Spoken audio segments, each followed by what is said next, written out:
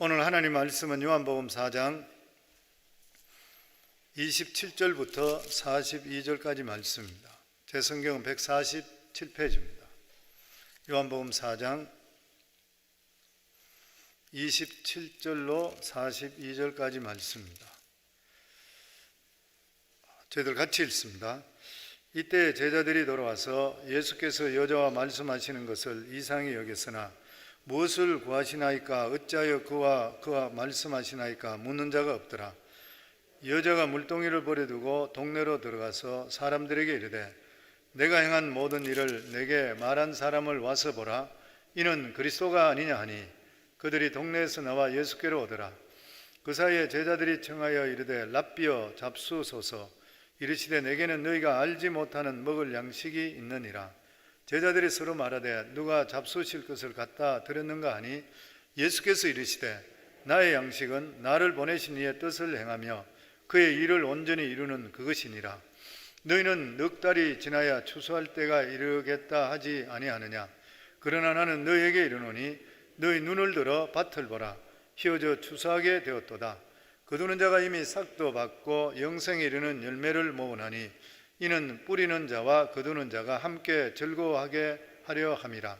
그런즉 한 사람이 심고 다른 사람이 거둔다는 말이 옳도다. 내가 너희로 노력하지 아니한 것을 거두려 보내었노니 다른 사람들은 노력하였고 너희는 그들이 노력한 것에 참여하였느니라. 여자의 말이 내가 행한 모든 것을 그가 내게 말하였다 증언하므로 그 동네 중에 많은 사마리아인이 예수를 믿는지라. 사마리아인들이 예수께 와서 자기들과 함께 유하기를 청하니 거기서 이틀을 유하심에 예수의 말씀으로 말미암아 믿는 자가 더욱 많아 그 여자에게 말하되, 이제 우리가 믿는 것은 내 말로 인함이 아니니 이는 우리가 친히 듣고 그가 참으로 세상의 구주신 줄을 알미라 하였더라. 아멘. 아버지 은혜 감사합니다. 오늘도 이렇게 사랑하는 귀한 성도들 새벽을 깨우며 또 하나님 아버지께 예배 드립니다. 신령과 진정으로 예배하는 자를 주님께 찾으신다 했사오니 우리 모두 다가 주님 눈에 드는 자가 될 수 있도록 하여 주시고 하나님 말씀으로 충만할 수 있도록 하여 주시고 주의 영으로 충만한 삶을 사는 저희들이 될 수 있도록 축복해 주시옵소서.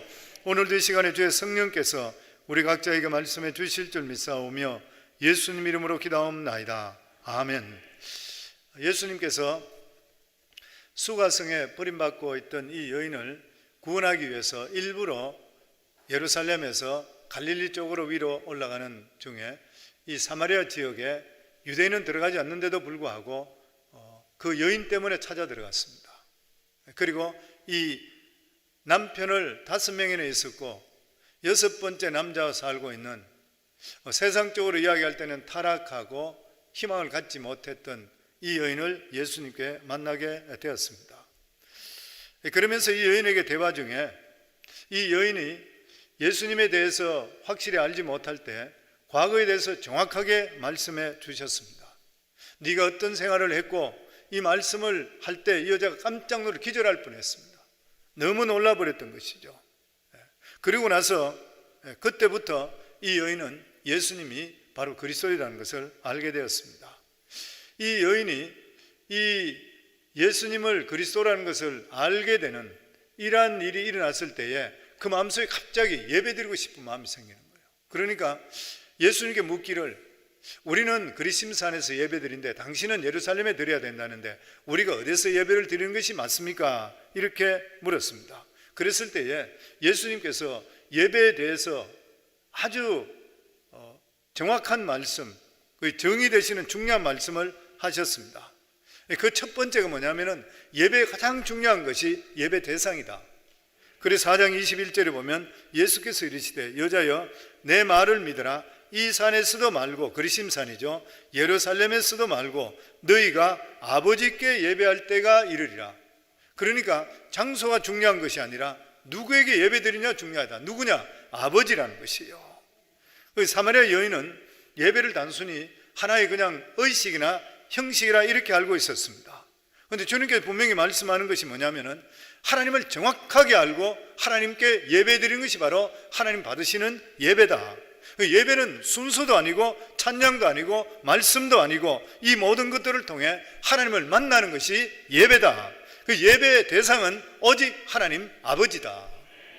아멘. 19세기 중엽에 이 헨리 비추라고 하는 아주 유명한 설교가가 있었습니다. 수많은 사람들이 이분의 설교를 듣기 위해서 교회에 몰려왔습니다. 바깥에서 기다렸다가 예배 시간 끝나면 또 뛰어들어오고 수많은 사람들이 몰려왔던 거예요. 설교를 너무 잘했던 거예요, 이분이. 근데 어느 날 그날 사람들이 기대를 잔뜩 하고 왔는데 설교자로 올라오는 사람이 손님 목사, 딴 목사님이 올라오는 거예요. 사람들이 실망을 하고 그 중에서 어떤 사람들은 성급한 사람은 일어나서 그냥 걸어 나가버리는 거예요. 그럴 때에 이 손님 목사님이 강대상에 그렇게 이야기합니다. 여러분, 오늘 여기 오신 분 중에 헨리 비처 목사님께 예배드리러 왔는 사람은 이 자리에 다 나가주세요. 하나님께 예배드리는 자는 이 자리에 남아주세요. 사람들이 양심의 가책을 받고 그 자리에 다 앉았다 그래요. 우리가 예배라 하는 것이 뭐냐면은 하나님께 경배드리기 위해서요. 물론 우리가 설교를 듣습니다. 두말할 필요가 없는 것이죠. 설교도 드려야 되는 것이고 찬양도 해야 되는 것이고, 근데 이런 모든 것들을 어울러서 하나님을 만나는 게 예배의 목적인 것이요. 만약에 그냥 설교만 듣기 위해서 왔다 그러면은 목회자가 예배 대상이 돼버려요. 하나님은 남지 않고 목회자만 남아 있는 것이에요. 이게 우상이 돼버리는 것입니다. 우리 자신이 항상 그래서 예배를 드릴 때에 예배 시간을 정확하게 지키라, 와서 기도하라, 뭐 여러 가지 하는 그런 것이 뭐냐면은 모든 것을 앞에서 하나님을 바라보기 위해서. 어떤 분들은 찬양 중간에 그냥 돌았다가 설교 때만 듣고 그냥 끝나고 가는 분이 있어요. 이 예배라고 할 수 없잖아요. 온전한 예배는 될 수 없습니다. 온전한 예배라는 것은 내 마음에 준비할 수 있어요. 그래서 예배의 중요한 것이 뭐냐면 두 번째가 4장 24절에 보면 하나님은 영이시니 예배하는 자가 영과 진리로 예배할지니라. 무슨 말이에요? 하나님은 영이시라. 다른 말로 이게 뭐예요? 하나님의 형상이 없다는 거예요. 하나님의 형상이 없습니다. 하나님 대신 형상을 만들어서 예배 드릴 수가 없는 것이에요. 다시 말하면 눈으로 무엇을 찾아서 안 된다는 거예요. 예배 드릴 때는 눈으로 찾는 것이 아니라는 것이에요. 예배는 뭐냐면 마음을 열으셔야 돼요. 마음으로 드리는 것이 바로 예배인 것이요. 마음을 내가 활짝 열고 하나님께 드려주는 것, 이게 바로 신령한 예배인 것이요. 찬양이 좋으면 너무 좋습니다. 근데 찬양 좋아가 눈물 흘리고 이러고 나서도 하나님 말씀 듣고 예배 끝날 때 내가 뭘 위해 예배 드리는지 잘 모른다 그러면 그게 옳은 예배가 될 수 없잖아요. 자기 감성으로 드린 것이지 영으로 결코 드린 것이 아닌 것이요. 그리고 또한 하나님은 영이라는 것은 장소에 국한되지를 않는 분이라는 것이에요. 하나님은 어느 장소든지 충만한 줄 믿습니다. 오늘 여기 나와서 예배드리는 이 장소, 또 하나님을 경외하는 마음에 드려지는 모두 영상으로 드려지는 그 장소, 하나님은 어디나 다 계시는 편재하신 하나님이신 것이에요. 그래서 사도행전 7장 48절로 보면 그러나 지극히 높으신 이는 손으로 지은 곳에 계시지 아니하시나니 선지자가 말한 주께서 이르시되 하늘은 나의 보좌요 땅은 나의 발등상이니 너희가 나를 위하여 무슨 집을 짓겠으며 나의 안식할 처소가 어디냐? 이 모든 것이 다 내 손으로 지은 것이 아니냐 함과 같으니라. 하나님은 어디나 계시는 거예요. 어떤 분은 그런 이야기할 수 있습니다. 하나님은 어디나 계시기 때문에 꼭 교회 나와 예배드릴 필요가 있는 것인가? 이렇게 말하는 사람이 있습니다. 그러나 예배는 원래 공동체로서 하나님께 드리는 것이에요. 두세 사람 이상 주의 이름으로 모이시는 게 이게 근본적인 예배의 뜻인 것이에요. 다시 말하면 하나님의 백성들이 모여서 예배 드려야 돼요. 지금 같은 경우에는 부득이한 경우에 올 수가 없기 때문에 집에서 같이 예배 드리고 이렇게 하지만 이것이 우리의 습관화돼서는 결코 안 되는 것이에요. 왜냐하면 하나님은 우리 개인의 예배 대상만으로 끝나는 분이 결코 아니라고 하는 것이에요. 만유의 주가 되시고 모든 사람이 함께 하나님께 예배 드릴 수가 있어야 되는 것이에요. 그래서 티도 루즈벨트 대통령이 이런 말을 했습니다. 여러분, 하나님은 영이시기 때문에 어느 장소에서든지 하나님을 예배할 수 있고 어떤 시간에도 하나님께 예배할 수 있습니다. 그러나 그것은 한 가지 조건이 충족되어야 합니다. 그것은 당신이 어느 장소에서나 하나님을 예배하는 자가 되려거든 특정한 시간인 주일날 특정한 장소인 교회 먼저 예배 드리는 사람이 될 때만이 그것이 가능합니다. 하나님께 나와 예배 드릴 수 있는 자들, 교회를 귀하게 생각하고 예배를 귀하게 생각하는 사람이 자기가 혼자 있을 때 이것도 하나님 계신 걸 믿는다 해야 되지, 자기 편한 대로 하는 게 결코 될 수가 없다고 하는 것이요. 아멘. 교회가 이 땅에 존재하는 이유가 됐습니까? 예배 드리기 위해서잖아요. 예배 드리는 것이 없으면 교회가 존재할 필요가 없는 것이요. 이 사마리아 여인은 예수 그리스도를 만나게 됐을 때에 주위의 환경이 바뀐 것은 하나도 없습니다. 본인 그대로입니다. 그런데 자기 삶 속에, 자기 마음속에 엄청난 충격과 변화가 일어났습니다. 사람은 예수를 만나게 될 때는 삶의 방향이 완전히 바뀝니다. 우리가 그리스도 안에 있으면 새로운 피조물이라 이전 것은 지나갔으니 보라 새 것이 되었도다. 우리가 예수 그리스도가 들어오게 될 때는 지금까지 내 살아가는 삶의 목적과 방향이 다 바뀌어요. 이게 정립이 다시 될 뿐만 아니라 하나님께서 원하는 방향으로 정립되게 되어 있는 것이요. 이 여인이 첫 번째 예수님을 만나게 돼서 어떻게 했어요? 물동이를 버려두고 떠나버렸습니다. 동네로 뛰어 들어갔습니다. 이 여인이 지금까지 살아왔을 때의 목적이 뭐예요? 물동이 가지고 물 깃는 것이 목적이에요. 물 길로 가야 될 거예요, 우물에. 근데 예수님을 만나게 됐을 때 물동이를 잃어버렸어요. 잊어버린 자기가 생각을 하지 않게 되는 것이에요. 보면 우물의 물길로 왔던 목적이 잊어버렸습니다. 그리고 곧장 동네로 뛰어갔던 것이요. 그러니까 이 여인을 보면서 예수 믿는 사람, 예수를 만나게 됐던 사람 특징을 알 수가 있게 되는 것이요. 사람은 누구든지 이 세상에 살아갈 때에 목적과 사명을 가지고 살아가고 있습니다. 그런데 예수님을 만나게 될 때 전혀 다른 세계를 경험하는 거예요. 이 여인은 물동이를 버려둠과 동시에 자기의 살아가는 삶의 인생이 수정되는 것이에요. 남편을 5명이나 갈았다 정도 되고 6째 산다 그러면은 자기가 살아가는 삶에 이 인생에 대한 갈증이 말할 수 없는 사람일 것이에요. 그러면 세상적으로 살던 모든 것이 완전히 바뀌어버린 것이에요. 그리고 두 번째로 동네 사람들에게 들어가서 예수 그리스도를 전가하게 됩니다. 예전에는 사람 기피증이 있잖아요. 사람들이 자기를 손가락질하고 얼마나 자기를 욕하겠어요. 요즘도 그럴 판인데 그 당시만 하더라도. 그러니까 사람 기피증이 있었던 것이에요. 사람을 감히 바라보지 못했습니다. 그런데 복음이 들어가는 순간에 자기가 상상할 수 없는 자신과 용기가 생기게 되는 거예요. 왜냐하면 하나님께서 나를 사랑하셔서 나를 찾아주셨다. 그럼 인생이 끝나버리는 것이에요, 성도님들. 아멘. 사도 베드로는 예수님을 3번이나 부인했습니다.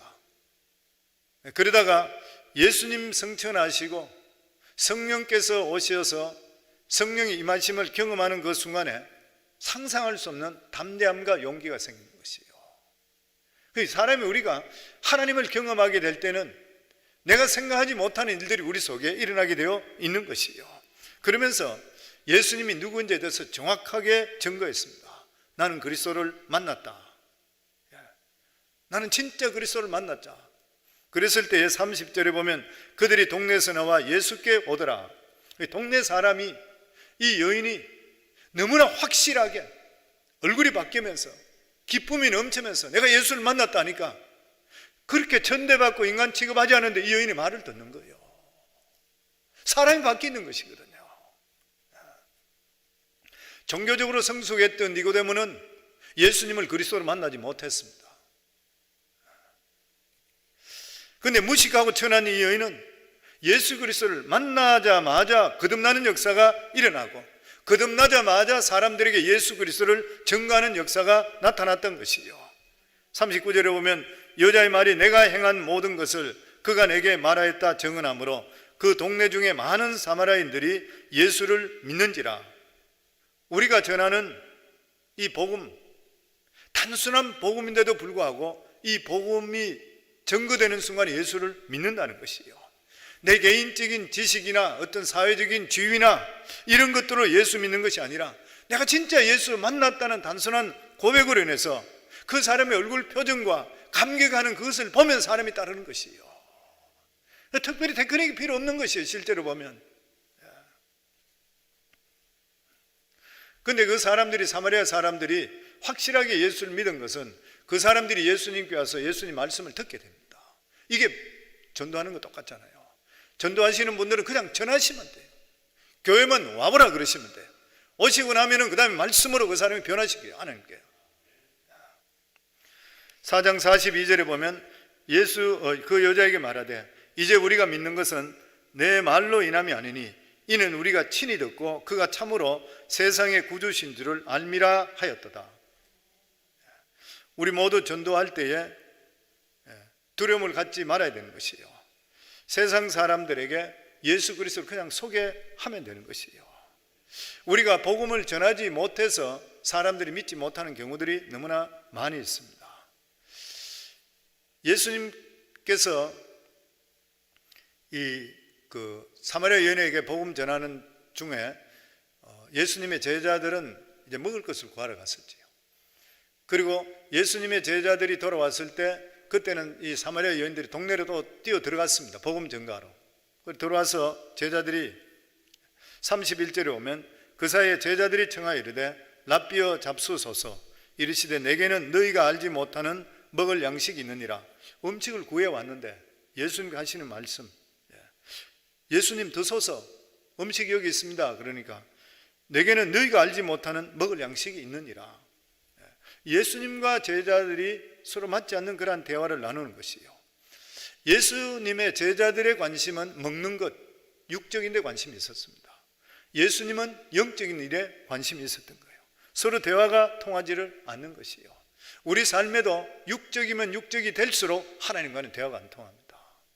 우리가 믿음으로 대화하면 할수록 하나님과 대화가 더 통하게 되어 있고, 우리가 믿음에서 벗어날수록 하나님과 생뚱맞은 대화가 통할 수가 없는 것이에요, 보면. 그러면서 빵을 구해온 제자들에게, 제자들은 함께 먹었지만 예수님 잡수질 않았습니다. 33절부터 34절에 보면 제자들이 서로 말하되 누가 잡수실 것을 갖다 들었는가 하니 예수님이 안 드시니까 예수께 이르시되 나의 양식은 나를 보내신 이의 뜻을 행하며 그의 일을 온전히 이루는 것이니라. 육적인 사람은 육에 대한 육적인 것에 관심이 많습니다. 영적인 사람은 항상 영적인 데에 대해서 관심을 갖는 것이에요. 그래서 요한복음 6장 63절에 보면 살리는 것은 영이니 육은 무익하니라. 내가 너에게 이른 말이 영이니 생명이라. 결과적으로 육은 사망인 것이에요. 예수님의 관심은 육신의 배고픈 양식을 채우는 것이 있는 것이 아니라 영혼을 살리는 참 양식에 대한 관심이 있었던 것이에요. 그러니까 예수님의 관심은 오직 영원한 양식, 하나님의 말씀을 통해 하나님의 뜻을 이루는 것. 그러니까 나의 양식은 나를 보내신 이의 뜻을 행하며 그의 일을 온전히 이루는 것이라. 예수님의 양식이 뭐냐면 오직 하나님의 뜻을 이루는 것, 길 잃어버린 수많은 영혼들을 구하는 것, 그 외 딴 것이 아니라는 것이요. 그러면서 예수님께서 자신의 비전에 대해서 말씀합니다. 35절부터 36절에 보면 너희는 넉 달이 지나야 추수할 때가 이르겠다 하지 아니하느냐. 그러나 나는 너에게 이르노니 너희 눈을 들어 밭을 보라. 휘어져 추수하게 되었구나. 거두는 자가 이미 삭도 받고 영생에 이르는 열매를 모으나니 이는 뿌리는 자와 거두는 자가 함께 즐거워하게 하려 함이라. 예수님의 비전 뭐냐면 눈을 들어 밭을 보라. 휘어져서 추수하게 되었다. 예수님께 말씀하는 게 뭐예요? 빨리 추수해야 된다. 긴박하다. 무슨 말이에요? 추수는 때를 놓쳐버리면 안 되는 것이에요. 그리고 지금 추수 때라. 오늘 우리 삶이 똑같습니다. 지금에 살아가는 삶이 추수된 것이라. 기회를 놓쳐서 안 되는 것이라. 그래서 우리 성도님 늘 말씀드린 대로 하루를 살아가는 삶에도 나와 부딪히는 모든 사람들이 다 전도 대상이 돼야 돼요. 다 전도 대상. 믿지 않는 사람과 친구로 오래 있으면서 예수 그리스도를 확실히 증거하지 않았다 그러면 그 사람은 구원에 문제가 있는 거예요. 내가 천국과 지옥을 확실히 안다 그러면 어떻게 증거 안 할 수가 있는 것이에요. 그 사람이 내일 죽을지 어떻게 알아요? 아무도 모르는, 내가 어떻게 죽을지 어떻게 알아요? 아무도 모르는 일이잖아요. 그러니까 항상 사람 영혼에 대해서는 긴박성을 가져야 됩니다. 그래서 사람을 만날 때 항상 마음속으로는 기도해야 돼요. 하나님, 이 사람에게 전도할 수 있는 길을 열어주소서. 이 사람과 만나서 헤어지기 전에 내가 복음을 전가할 수 있는 길을 열어주소서. 계속 대화하면서 내 마음속은 계속 대화해야 돼요, 하나님과. 그럼 하나님께서 반드시 내가 복음을 전가할 수 있는 길을 열어주십니다. 일단 내가 복음을 전가하면 그 다음부터 하나님 책임이요, 내 책임이 될 수가 없는 것이요. 그리고 또한 추수를 하게 되는 삭것과 열매가 있다고 하는 것이요. 삭것과 열매가 있다. 거두는 자는 이미 싹도 받고 영생에 이르는 열매를 모으나니, 싹도 받고 영생에 이르는 열매를 거둔다. 그 이 세상에 가장 귀한 산 것, 생명의 면류관, 자랑의 면류관, 이러한 모든 것 받는 가장 귀한 면류관이 뭐예요? 영혼 구원이잖아요. 우리 사는 삶은 인생이 강건하면 80이다. 연수가 70, 강건하면 80. 요즘 우리 교회는 90까지 기도하고 있습니다만은 덤으로 사는 일인 것이죠, 실제적으로. 그런데 우리 일을 살면 한순간에 지나가지만 우리 영혼은 영원하잖아요. 문제는 영원하다는 것이에요. 절대 안 죽는다는 것이에요. 그럼 죽고 나면 지옥 가든지 천국 가는 것이에요. 둘 중에 하나인 것이에요. 그 기간은 우리 지금 삶은 나이가 들면 늙고 죽고 이게 문제가 아니라 영원한 그 상태가 유지되는 것이에요. 고통받는 것에서 영원히 있는 것이에요. 이게 얼마나 마음속으로 애가 타는 일인 것이, 안 믿는 사람들 볼 때. 그리고 또한 여기 보면 추수할 때에 기쁨을 주신다 그랬습니다. 여기 보면 말씀에 보면 이미 삭도 받고 영생에 이르는 열매를 모으나니 이는 뿌리는 자와 거두는 자가 함께 즐거워하려 함이라. 여기 말씀에 보면 씨를 뿌리는 자와 추수하는 자가 따로 있다는 거예요. 뿌리는 자와 추수하는 자. 씨를 뿌리는 자, 씨를 뿌리는 수고 없이 추수할 수 없잖아요. 누군가가 뿌리는 것이에요. 그러니까 내가 뿌리고 내가 추수하는 경우는 많지 않다는 거예요. 그럴 수도 있겠지만, 우리 삶에 하는 것, 내가 지금 복음 전거했다 해서 저 사람이 지금 안 믿는다 걱정할 필요 없어요. 나는 뿌리는 자라. 누군가가 추수하는 사람이 있습니다. 그런데 함께 즐거워한다 그랬어요. 주님 앞에 서게 될 때 함께 기뻐하고 함께 즐거워하게 되어 있다고 하는 것이에요. 보면 사랑하는 성도님들, 우리가 예수 믿고 구원받고 은혜 속에 살게 될 때는 저희들이 살아가는 모든 삶이 주님께서 무엇을 가장 기뻐하실까에 대해서 초점을 맞춰주는 삶을 사는 것이 당연하다고 생각이 됩니다. 그 주님께 우리 삶은 드려졌는 그런 삶을 사는 것이요. 그래서 우리 살 때에 이 세상의 안락함에 한눈 팔지 말고 내 살아가는 삶에 하나님께서 무엇을 가장 기뻐하실까에 대해서 관심을 가질 수 있기를 주 이름으로 축원합니다. 그리고 또한 영원한 양식에 대해서 투자하기를 또한 주 이름으로 축원합니다. 그렇게 될 때 하나님이 주시는 진정한 보람과 기쁨, 그리고 우리의 살아가는 삶을 하나님께 축복해 주실 줄을 믿습니다. 우리가 예수를 잘 믿으시고 믿음 안에 계속적으로 사시고 흐트러지지 않으려고 노력하시고, 인생은 100% 완벽할 수는 없지만 그래도 믿음 안에 계속적으로 살려고 노력하시면서 뒤를 돌아보시기 시작하면 언젠가 우리가 죽어서 천국 가 있더라도 우리 자손들을 볼 때 하나님이 베풀어 주신 그 은혜와 축복은 말로 할 수가 없는 것이에요. 보면 저는 우리 성도님 모두 다가 이러한 믿음에서 벗어나지 않고 항상 주님께서 무엇을 원하실까, 그리고 때를 얻든지 못 얻든지 씨를 뿌리고 추수할 수 있는 이러한 삶을 살 수 있기를 주 이름으로 축원합니다.